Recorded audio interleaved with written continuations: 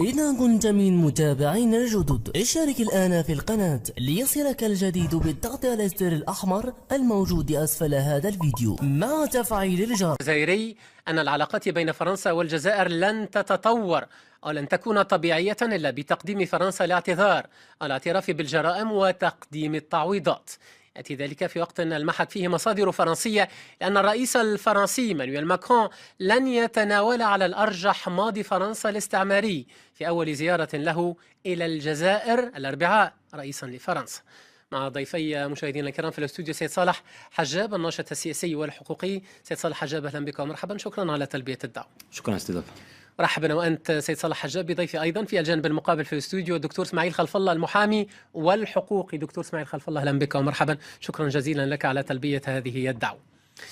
مباشرة في صلب الموضوع، ما تعليقكم على تصريحات وزير المجاهدين الذي يطالب فرنسا عشية زيارة ماكرون بالاعتذار عن جرائم الفترة الاستعمارية والتعويض؟ أيضا أطرح عليك السؤال أولا سيد صالح حجاب الناشط السياسي والحقوقي، تعليقك على هذه التصريحات أهلا من جديد. شكرا جزيلا. صراحة هذه التصريحات سمعناها من قبل وهي تصريحات فقط للاستهلاك الإعلامي، لأننا لا أحد لا جزائري ضد تجريم الاستعمار، ولكن المشكل يجب أن نهيئ أو أن تكون الجزائر قوة وتفرض نفسها وتكون يعني تتعامل مع فرنسا كبلدين يعني بنفس القوة كي تستطيع فرض هذا الطلب. أما أنها اليوم الجماعة الحاكمة تنتظر بشغف زيارة الرئيس وانتظرته منذ أشهر لأنه بدأ بالمغرب ولم يأتي للجزائر، وهو سيزور لمدة سويعات لكي يقوم بسكيتش قصير مع الرئيس ويقوم بتصريح الرئيس في صحة جيدة ثم يغادر، وهذا قد يأخذ ثمنه يعني اتفاقيات تجارية عدة. لهذا لا أظن أن لدينا أو أننا حضرنا أنفسنا وضعنا نفسنا في وضعية تسمح لنا أننا نفرض على فرنسا أن تحترمنا وبالتالي أن تعتذر منا. نعم للتصريحات، ولكن الجزائر ليست في وضعية تسمح لها بأن تتقدم بهذه المطالب، ويقول أنها تصريحات الاستهلاك الإعلامي. دكتور إسماعيل خلف الله، تعليقك أنت على تصريحات وزير المجاهدين عشية زيارة ماكرون للجزائر؟ أنا أعتبر هذا ليس بالمبرر، رغم أن السلطة الجزائر الآن تعاني من هذا الضعف، من هذا الوهن السياسي، من هذا البؤس السياسي الذي تعيشه الجزائر، ولكن هذا لا يعني أن الجزائريين هذا مطلب شعبي، هذا مطلب حق للأجيال، هذا حق يجب أن نترفع على هذا. قضية أن بحكم أن اليوم السلطة غايبة عن الوجود، يعني معنى ذلك أن هذا المطلب لا يمكن أن يطرح. المطلب ونحن كحقوقيين كقانونيين كمحامين يعني نطرح هذا الملف بقوة، نقول بأن هذه الجرائم هي جرائم ضد الإنسانية، وقد اعترف بها الرئيس ماكرون المرشح للرئاسة آنذاك في فيفري الماضي، وقال بأنها جريمة ضد الإنسانية، والجرائم ضد الإنسانية كما حددها نظام روما الأساسي على أساس أنها من اختصاص المحكمة الجنائية وعلى أنها لا تتقادم ولا يلمسها التقادم. وبالتالي فقضية أن نربط هذا المطلب الشعبي، أركز على المطلب الشعبي، أنا لا أنظر للنظام ولا أتكلم على السلطة اليوم، أتكلم على هذا المطلب الشعبي الذي ما زال الشعب الجزائري متمسك به ولا يمكن أن يتنازل. وأقول بأن هذا الملف سيبقى عالقا، ستبقى هذه المشاكل بين الجزائر وفرنسا ما دام هذا الملف مطروحا. هذه المشاكل ستسمم العلاقات ما دام هذا الملف مطروحا. وضيفي يتحدث عن مطلب شعبي، عن مطلب وطني ليست له أي علاقة بقوة الدولة أو بضعفها، في وقت وأشار إلى تصريحات المرشح ماكرون في وقت تبدو فيه تصريحات الرئيس الفرنسي يقول البعض أنها مختلفة. في آخر تصريحاته في مقابلة تلفزيونية يقول يجب رؤية الأشياء أمامنا دون إنكار أو اعتذار. نعم، هو مطلب شعبي هذا لا غبار فيه، ولكن هذا المطلب الشعبي تستغله السلطتين الفرنسية والجزائرية لهذه الزوبعة في فنجال، وفي الحقيقة العلاقة حميمية بين الطرفين. نحن نلاحظ من جهة أن السيد الرئيس الفرنسي تكلم منذ عندما كان مترشح وجرم هذا. ثم عندما رجع إلى فرنسا ويعني وصادفه هذه الجمعيات موجة الانتقادات تراجع وقال لن يكون هناك اعتذار، لا إنكار ولا اعتذار، لا إنكار ولا اعتذار. لهذا ومن جهة النظام الجزائري الذي لديه اليوم برلمان أو يعني جهاز برلماني بأغلبية قام بملف ثم تم إلغاؤه، أي أن هناك لا توجد رغبة سياسية حقيقية. هناك لا توجد، عندما يقول الأخ الكريم نطرح الملف بقوة، جميل، ولكن لا نطرحه بالكلام أو بالنقاش، نطرحه في المحاكم الدولية، أي نعمل ونوثق. نقطة أخرى، وزير المجاهدين استبعد هذا الأمر، قال لن نذهب إلى هذا الأمر إطلاقا، أي أنه يتكلم من أجل الكلام. نقطة أخرى، هذا الوزير نفسه عندما نتكلم على رؤوس المقاومين الجزائريين الجماجم الموجودة عبثا في متحف فرنسي، قالت سلطات فرنسية لم تقم السلطات الجزائرية بطلب واحد. نقطة أخرى، قضية شهداء الجزائر الذين رميوا في السان في 17 أكتوبر، لم يطلب النظام، وكانت هناك جمعيات فرنسية جزائرية من قامت بهذا. هناك أمور عدة. النظام الجزائري قابل بتغيير اتفاقيات إيفيان ضد الجزائريين. ستحدثني عن ربما ما وصفه البعض بأن الرئيس ماكرون قد ناقض نفسه بين المرشح والرئيس بشأن هذه المسألة، حين يتحدث اليوم عن رؤية الأشياء أمامنا دون إنكار واعتذار، وكان يتحدث سابقا عن المصارحة في الجزائر والحقيقة. ضيفي يقول أين هي الإرادة السياسية؟ هي غائبة، نحن فقط أمام تصريحات بروتوكولية، لم يقدم أي طلب رسمي، ويذهب البعض إلى حتى القول أنه ضاحك على الضخم. في بداية كلامي قلت لا أمثل لا السلطة ولا أدافع على هذا النظام، وقلت أن النظام يعيش وهن سياسي، يعيش بؤس سياسي، ولا نربط هذا الملف بالوضعية السياسية للنظام الجزائري الآن. الملف ملف جرائم فرنسا مطروح منذ يعني لو نحسب شهداء الجزائر منذ يعني الفترة الاستعمارية نوجدها أكثر من 10 مليون شهيد. هذا العدد، الكم الهائل، هذه الجرائم التي ارتكبت في حق هذا الشعب، لا نستطيع أن نربطها بهذه الأنظمة. أنظمة الجزائر يعني جاء نظام بن بلة، جاء نظام بومدين، جاء نظام الشاذلي، جاء زروان. هذه تصريحات بروتوكولية فقط. هذه التصريحات ليست هناك، أنا أعترف بأن ليست هناك يعني إرادة سياسية حقيقية لحل هذا الملف. الكل الطرفين مستفيدين، النظام الجزائري والنظام الإليزي، فكلا النظامين يسوقون هذا الكلام دائما لهذا الاستهلاك. وأنا أؤكد هنا على أساس نحن كمحامين كحقوقيين كفئة تنتمي لهذا الشعب على أننا لن نتنازل على هذا الملف.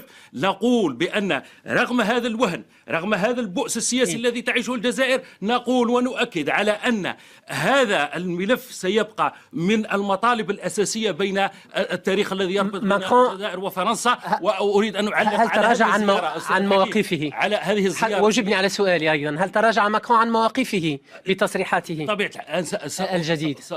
يعني أعلق بسرعة على هذه الزيارة. زيارة هذه السويعات لا أعتقد أنها تتضمن ملف يعني حساس كهذا ويتطرق على أساس الأرشيف، على أساس الجماجم لقادة زعماء المقاومة الشعبية الموجودة الآن في متحف باريس، متحف الإنسان. باختصار جاوبني على هذا السؤال، هل تراجع الرئيس ماكرون عن تصريحاته عن مواقفه من تجريم الاستعمار؟ باختصار حتى أعود. نعم، هو في الحقيقة تراجع، يعني عندما في حملة انتخابية عندما صرح وقال بأن الجزائر أو فرنسا ارتكبت جريمة ضد الإنسانية، أو الحقبة الاستعمارية هي جريمة ضد الإنسانية في حق الجزائريين، وقوبل خاصة من اليمين ومن المتطرف بذلك الحرب ضده، فهو تراجع. واليوم الآن هذه الزيارة تدخل في التقاليد،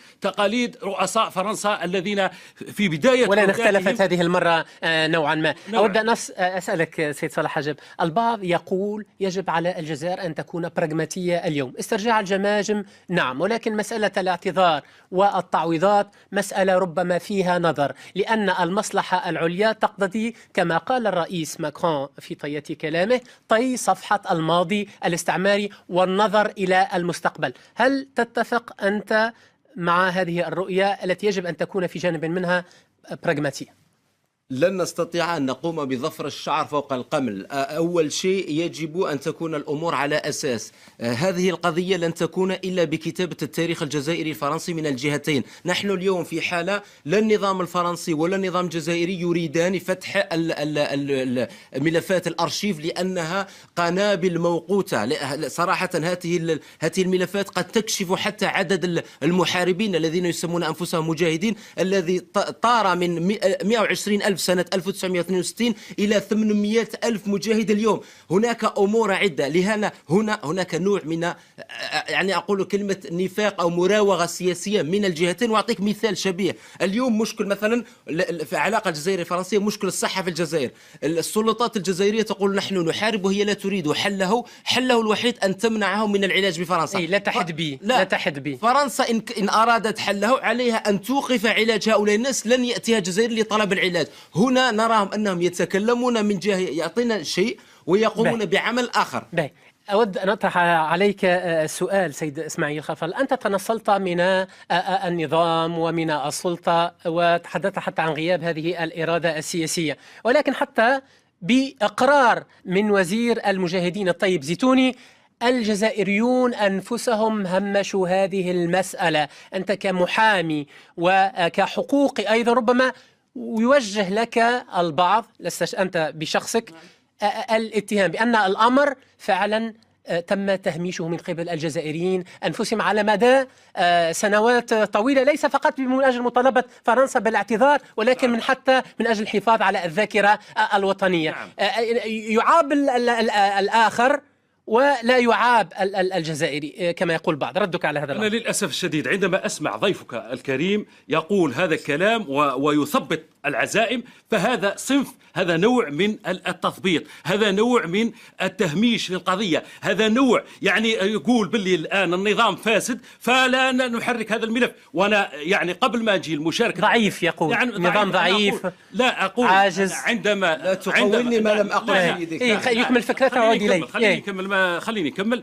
أنا أقول بأن قضية أنا لما يعني طلب مني المشاركة في هذا البرنامج على أساس أن الوجه الآخر هو مع طي هذا الملف، ولهذا أنا جئت أنا صراحة وأنا صراحة أقول لك وأنا هذا ما فهمته. اعتقدت أن ضيفي في الجانب المقابل هو مع طي هذا الملف. هل أنت مع طي الملف؟ وبدأ صفحة جديدة. نعم أو لا؟ نناقش أن السلطة في الجزائر السلطة متفقون على أنها فاشلة سياسيا. يا سيدي هل أنت مع طي هذا الملف وفتح صفحة جديدة؟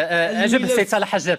الملف يجب أن يطوى، ولكن لن يطوى بدون فتح الأرشيف وكتابة التاريخ والمرور إلى صفحة جديدة مثلما مرت فرنسا وألمانيا. واليوم هذه العلاقة بين فرنسا وألمانيا رغم الدماء التي سالت في الماضي هي علاقة في صالح الشعوب. أما أن تقول لي سيدي أنني أثبط، أنا لا أثبط. أنا لا أريد الشعار من أجل تهييج الشعب في الفارغ. اللعب على العاطفة. لا أريد الشعار الذي يشبه شعار المعارضة الجزائرية التي لا قاعدة لها ثم تقول نريد مساعدة النظام على الرحيل. أنا أقول يجب عليك أن تكون قوة وتفرض على النظام الرحيل. أنا هنا أقول يجب أن تكون قوة حقيقية، ومن هنا ستحترمك فرنسا. نحن اليوم لا نرقى حتى لإنتاج القمح. فرنسا لو أوقفت علينا يا رجل هذا يعني يقرن شرعية هذه المطالب. أنا أنظر للقضية إسماعيل خلفل فقط هو يقرن شرعية هذه المطالب بقوة البلد. شوف يستقيم الأمر أم لا؟ أنا معك. أنا الآن إذا كان هذا الطرف ضعيف، هذه الضحية إذا كان ضعيفة فلا تستطيع أن تطالب بحقها. يعني هذا وش خرجنا من هذا الكلام؟ هذا نستنتجنا من هذا. وهو رأي متداول في الجزائر اليوم، ليس فقط رأي سيد صالح حجاب، متداول بشكل كبير. أقول نحن أي قوة لي الجزائر؟ أنا أتكلم كقانوني وكحقوقي، أتكلم على قضية قانونية، قضية تاريخية. هذه قلت أنها جرائم ضد الإنسانية. لا وزير المجاهدين كي يقول لك احنا ما نمشوش للقضاء الدولي. وش معناتها قضية تصريحات سياسية لا، يقول أنه يعمل والعمل على أشده، ثمة لجان مشتركة سيتم إعادة تفعيلها بعد الانتخابات في فرنسا، وتصريحاته المتكررة تؤكد أن الجزائر رسميا لم تنسى هذه القضية. هذه جرائم. إذا شفنا ماذا ارتكبته فرنسا. يعني فرنسا في 45 حتى لا ننسى هذا اعترف بها الرئيس الفرنسي، لكن لم تجبني على سؤالي عن دوركم أنتم كحقوقيين وكقانونيين، أنكم أنتم حتى قبل أن تعيبوا على الآخر همشتم الموضوع داخليا. لم نهمش هذا الموضوع. هذا ما قاله أو ما أقر به وزير المجاهدين. من هذا المنبر أقول بأن فرنسا عندما كانوا الفرنسيين يحتفلون أو ينددون بالجرائم التي ارتكبتها النازية في 45، في نفس اليوم ترتكب فرنسا جريمة أكثر مما ارتكبته النازية، 45,000 شهيد في يوم واحد، في يوم واحد. وال45,000 شهيد يا سيدي الكريم لا تعترف بهم وزارة المجاهدين كشهداء. لهذا أقول لك قبل ما تطلب أنا لا أتكلم على وزارة المجاهدين. يكمل فكرته فقط. تفضل السيد صالح، يكمل فكرته وعود إليه قبل أن. عندما نتكلم على مثلا مجزرة 8 ماي 45، نعم قامت فرنسا بمجازر في الجزائر، نعم، ولكن يجب على الجزائر أولا أن تعترف بهم وتعدهم من يعني تعداد الشهداء. اليوم ليسوا من تعداد الشهداء وأهاليهم ليسوا من المستفيدين. نحن اليوم أنا ما أريد قوله. كيف هذا الكلام هذا؟ اسمح لي، كيف راك تشوه في التاريخ؟ كيف 45,000 شهيد تعترف بها كيف وين جبت هذه انت باللي يعني نهضر معك؟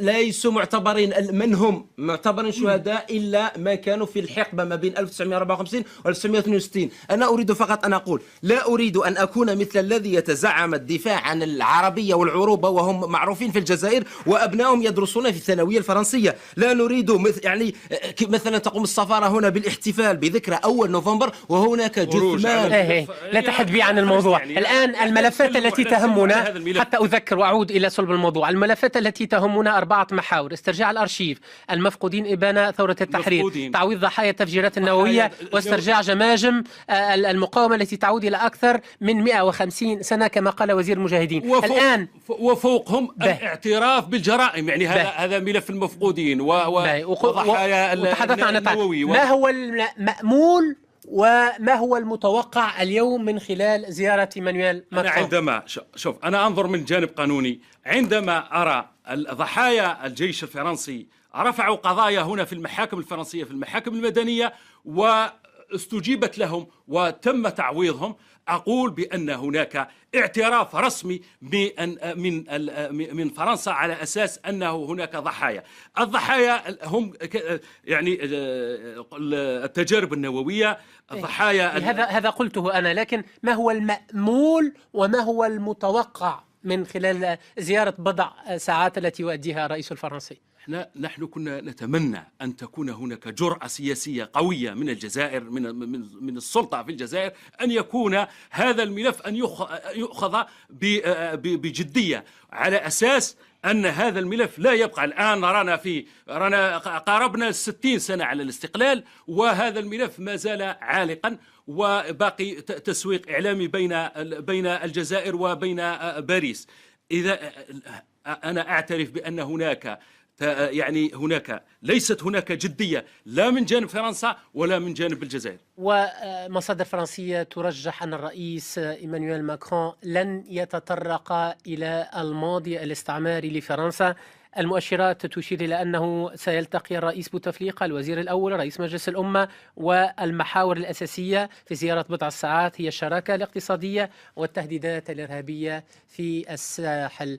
بين المأمول والملموس والمتوقع من هذه الزيارة ما الذي تقوله سيد صالح حجاب؟ المأمول، كنا نأمل عندما تكلم السيد الرئيس الفرنسي على إضفاء الطابع الأخلاقي للحياة السياسية، تمنينا أن هذا المشروع كان عالميا وليس فقط يعني محليا.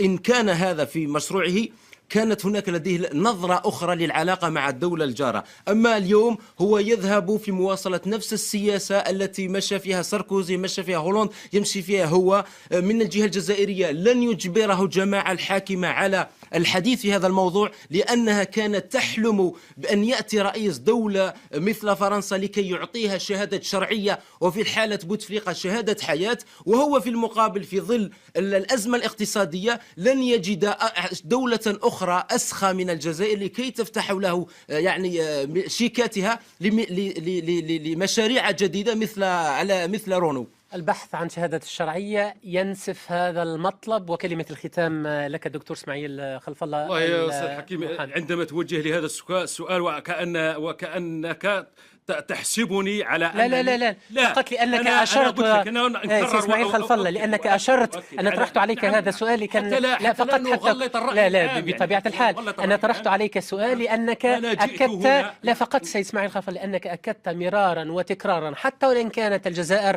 ضعيفة اليوم وفق ما يقول ظرفي، فإن حقها هو حق الشعب والمواطن الجزائري لا تنازل عليه ولا مناص منه. هذا فقط. نعم أنا جئت هنا لقضية هي قضية الذاكرة، ملف أو الاعتراف فرنسا بجرائمها في الجزائر. هل أنت مع طي هذا الملف أم ضد هذا الطي؟ أنا جاي ضد. أنت مع طي هذا الملف؟ الطي الحقيقي لهذا الملف هو حل هذه القضية ولا نتركها الآن، حتى وإن أغمضنا أعيننا عنها فستأتي الأجيال القادمة وتحيي هذا الملف من جديد تبقى هذه العلاقات. نحن نعلم أن فرنسا هي الشريك الثاني بعد الصين للجزائر، فالأمور الاقتصادية بين الجزائر وفرنسا هي على التمام. يبقى هذا الملف، نتمنى أن تكون هناك جرأة بين. إذا كنت من متابعين الجدد اشترك الآن في القناة ليصلك الجديد بالضغط على الزر الأحمر الموجود أسفل هذا الفيديو مع تفعيل الجرس.